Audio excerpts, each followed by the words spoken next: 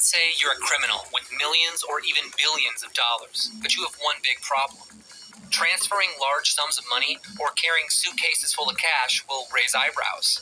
You need to launder the dough to make the dirty money appear to be clean money, so that then it can be spent anywhere in the world, say on real estate, luxury yachts, or at strip clubs. No questions asked. Fear not. With a little financial detergent, your dirty money can become more or less untraceable. China leads the world in this ancient art. Between 2002 and 2011, some $1.08 trillion departed the country illegally. Despite currency control laws that require people to obtain a permit to exchange more than $50,000 a year worth of yuan into any foreign currency. But this is a truly international pastime. Corrupt politicians, drug cartels, alimony deadbeats, nearly everybody's doing it. When it comes to money laundering, there are three main steps to doing it right. The first step is the placement.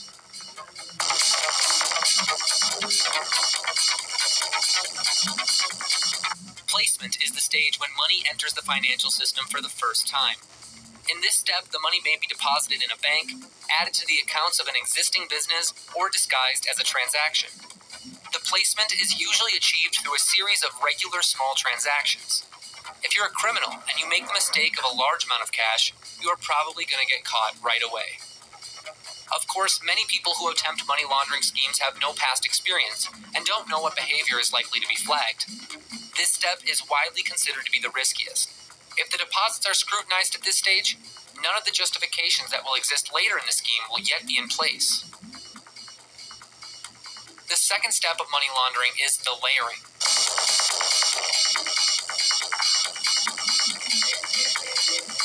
Layering is the stage where the illicit money is put together with legitimate money, or placed in constant motion. Layering usually involves generating so many intricate transactions that the dirty cash disappears into them. Illicit money can be used to gamble, then placed into stocks, then shuffled around in different currencies, and then used to buy financial products like life insurance policies. Layering can work in dramatically different ways depending on the scheme. In all schemes, however, the purpose of the layering stage is to make it difficult for even a skilled accountant to differentiate between money that came from legal transactions and money that came from funds that were placed for laundering. While layering is typically a safer stage than placement, those who are not careful often can still be caught easily if they make mistakes. For example, if a business that averaged $5,000 in transactions a day for years were to suddenly start processing $10,000 in transactions a day, it might attract scrutiny. The third and last step is integration. Integration is the stage where the money re-enters the legitimate economy. When the money appears to come from legal businesses or investments, or the trails become too difficult to follow, the money can then be placed into larger-scale investments. Integrated cash is often placed into luxury assets, properties, long-term investments, and new businesses. Integrated cash may be used to purchase assets that can be used to facilitate future money laundering more safely.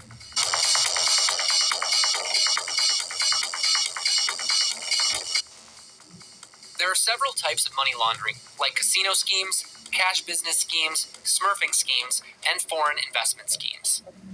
A complete money laundering operation will often involve more than one of these, as the money is moved around to avoid detection. For instance, proceeds from cash businesses can be gambled, just as the success of a cash business that has been infused with placed cash can be used to justify investments or loans, which come from cash placed offshore. Let's talk about casino scheme. 50,000. I said fucking 50,000. Go get it. The casino scheme works by funneling the money through gaming. The money is converted into chips, which are then briefly played with and then transferred back into cash. Those chips are usually converted by the launderer. Often, the casino where the money is being laundered is in a different nation than the launderer's nation of origin. This makes it difficult for law enforcement in either country to gather evidence that might reveal proof of the money laundering. When we talk about the casino scheme, the placement stage happens when the money is delivered to the proxy, who will take payment in cash and then change it into chips.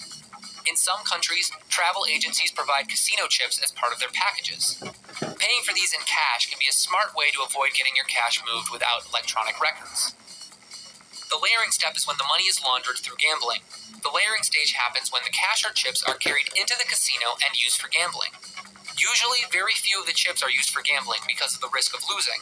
Instead, the chips are lightly used for several hours and then converted back into cash.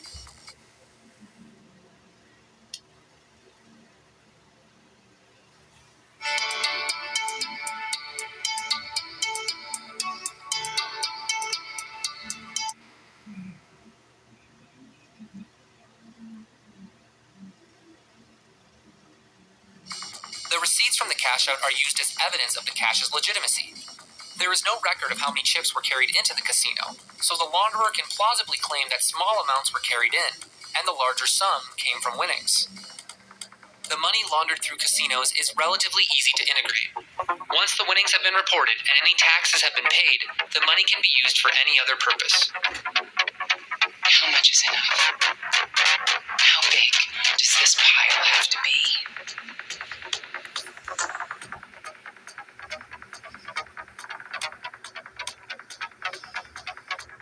The cash business scheme is one of the most used and most popular schemes for laundering large amounts of physical cash. Even today, there are a lot of businesses who handle most of their transactions in cash. Illicit cash can be inserted into these transactions at a fast or slow pace. Laundering money through cash-intensive businesses was the preferred method of the famous gangster Al Capone. He evaded investigators for years by funneling the money his crimes generated through his small empire of laundromats. The term money laundering was coined by the agents investigating him.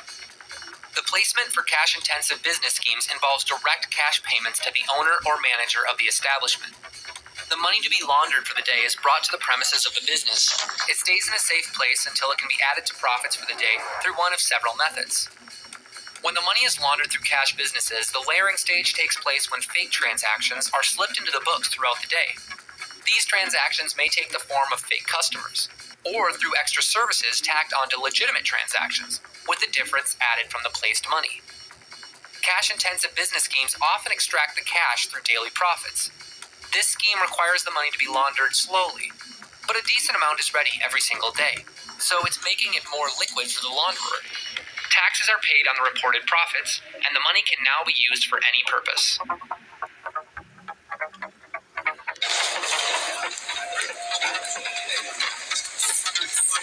Now let's talk about the smurfing scheme. The term smurfing refers to the practice of distributing small amounts of a larger cash amount to a series of partners, who then deposit the money in incremental amounts. Smurfing is used to get around the currency reporting requirements that banks are required to observe in a lot of countries. Small quantities that come from many partners are less likely to trigger an automatic report. The placement stage starts with the cash being distributed through a network of people, smurfs, who can be trusted to deposit the money back again on schedule. Larger criminal organizations are more likely to use this strategy because they already possess a big network of obedient members. The layering stage for this type of scheme happens as the money is deposited back into one or many different accounts. More advanced smurfing schemes will try to make sure that the money is deposited in ways that avoid automatic detection. The cash must not be deposited in small amounts, but in varying amounts and at different intervals. The money can be extracted as it is moved back into the account. While this scheme avoids automatic detection, it is not as safe as the other schemes. If the deposits do come under scrutiny, it can be difficult for the launderer to explain why the deposits were made. Somebody has to. The foreign investment scheme.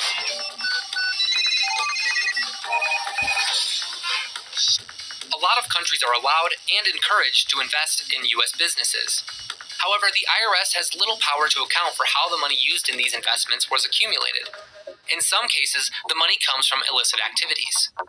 The launderer delivers the cash to the foreign investor, who then returns it by making an investment in the launderer's business. The placement happens when the cash is delivered to the foreign partner. In most successful schemes, the launderer will not appear to have any prior contact with the investor who is holding the money. For all intents and purposes, the money appears to be the property of the foreign partner. The layering stage happens when the foreign business invests into the legitimate legal business using money that was placed with them. These amounts are usually larger than in other schemes, but difficult to prove illegal. Get up! Get your hands up! Get your hands against the wall, turn around. Fuck you. How do I know you guys have come? The money in this scheme can be more difficult to extract, in spite of the fact that large amounts can be moved. Investments into a business must be credibly used within that business and for that business. The money can be extracted from the profits that the investment generates, or from high executive salaries funded by the original investment. From a financial standpoint, you are now in heaven. See, I told you he was fantastic, right? If the U.S.